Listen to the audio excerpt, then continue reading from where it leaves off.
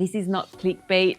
I'm not lying when I say I'm going to say goodbye to my sewing room. I've got some gossip to share. I think it's time I spill the beans and tell you what is happening over here at Lifting Pins and Needles. Hi sewing friends, I'm Karina from liftingpinsandneedles.com. Welcome to this channel that is all about sewing, limitless sewing. In today's episode, there's actually zero sewing. So if you're here only for the sewing and you don't really care about me, the person that runs this channel, then you're welcome to skip ahead and catch me on the previous sewing videos or next sewing videos. I just feel like I need to share some things here because you are going to notice I can't really hide what's going to happen, and it's going to affect the way that you see the content here on the channel. It's going to be a lot of challenges for me as well, and I've been preparing for this change for a long time. This is not clickbait. I'm not lying when I say I'm going to say goodbye to my sewing room, because I am actually going to say goodbye to my sewing room for a long time. Now, background, if you don't know anything about me, I don't want to assume you know everything about me because I don't mention personal things much here. My name's Karina, I'm 46 years old. I used to be a midwife. I worked in that profession for a very long time. Because of my husband's job changes and country changes and stuff, I stopped working in my profession in 2015. When we moved to Bolivia, we were there for 3 years and I really couldn't practice there legally. It would have been very complex. And the same thing happened when we moved to Brazil in 2018. Since then, instead of moping, which I did mope about this for about 2 years because I absolutely loved what I did. I got to practice this at a high level. I also did my master's degree. It was just such a rewarding experience. I really had a vocation for this. You know, I chose that profession and I thoroughly enjoyed it. And then when I couldn't do that anymore, I moped for about 2 years. This was before being on YouTube. Suddenly I was called to do this. I just felt it in my heart. And like I do anything in my life, I really poured myself into this and I dedicated myself to this 100%. So here I am. I've been in this house for a very long time. You've probably seen my sewing room tours and where I keep my fabric, you know, how my setup is and all the things. I'm pretty well set up here. I rarely have to fabric shop urgently because I have a very nice collection of fabrics from all styles of fabric. So when I think of sewing a project, I just go and shop my stash and I usually have what I need. That takes the stress out of what I do.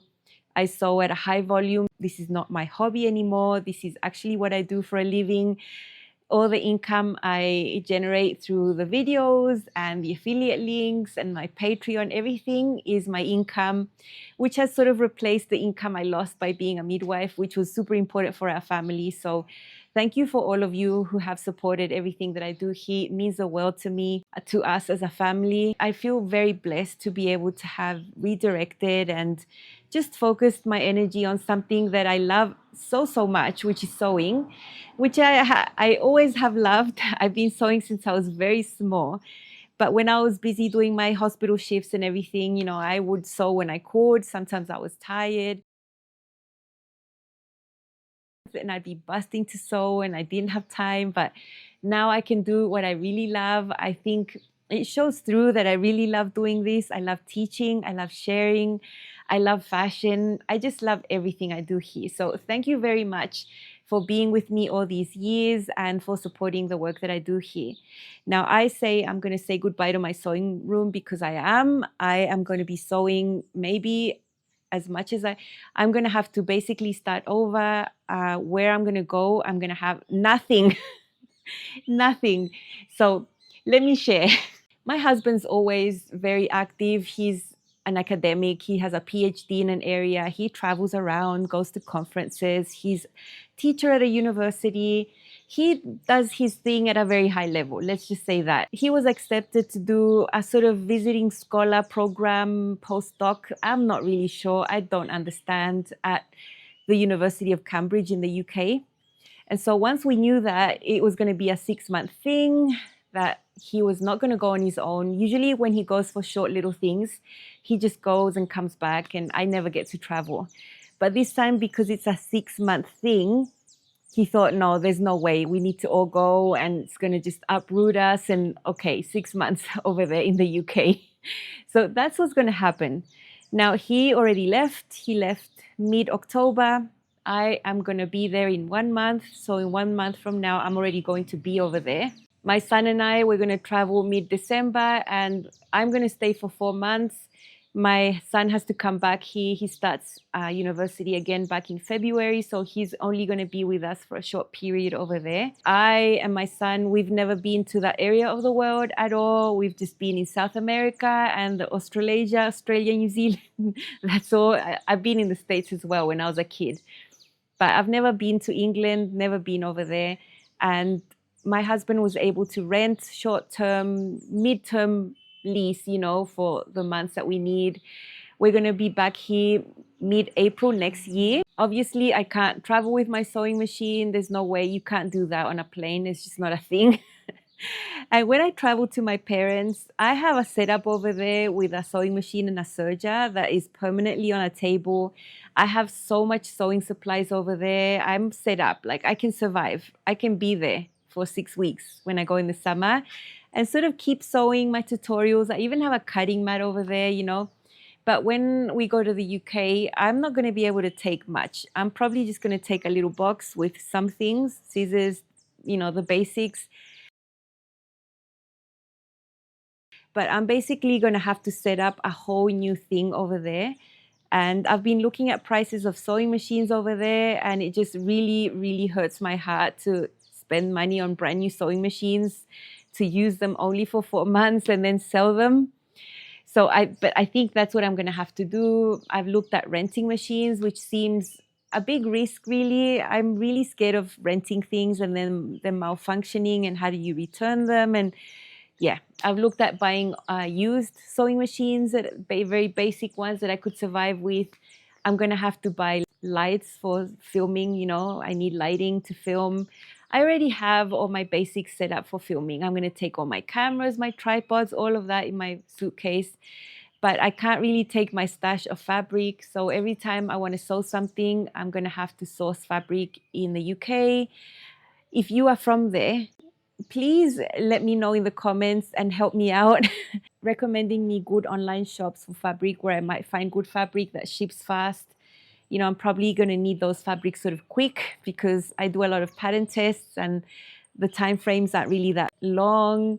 When I'm over here, I've got everything. I've got zippers. I've got a whole sewing setup over here at my house.